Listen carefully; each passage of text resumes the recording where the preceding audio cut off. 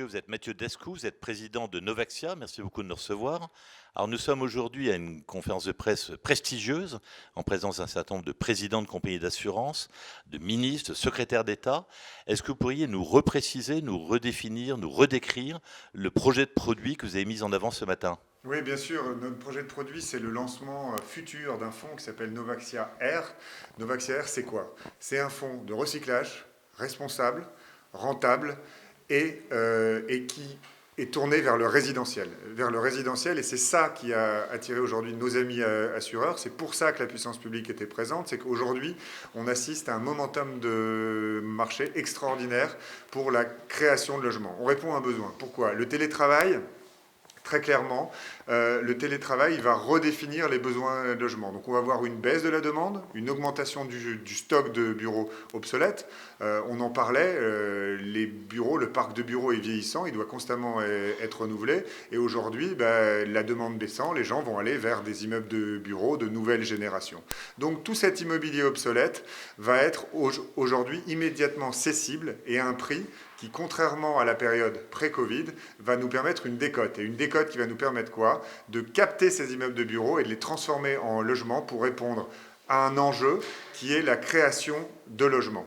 Et pourquoi c'est vertueux? Pourquoi les ministres sont là? C'est que créer du logement, transformer des bureaux en logement, ça nous permet d'économiser notre empreinte carbone de 50%, ça nous permet de répondre à un besoin qu'est la pénurie de logement, et puis ça nous permet évidemment de densifier la ville sur elle-même.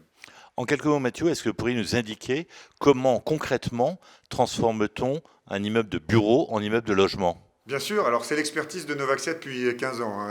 Moi je suis le président de Novaxia Investissement, mais la société Novaxia existe depuis 15 ans et notre première opération était une opération de transformation de bureaux en logement à Strasbourg. Donc on a cette expertise.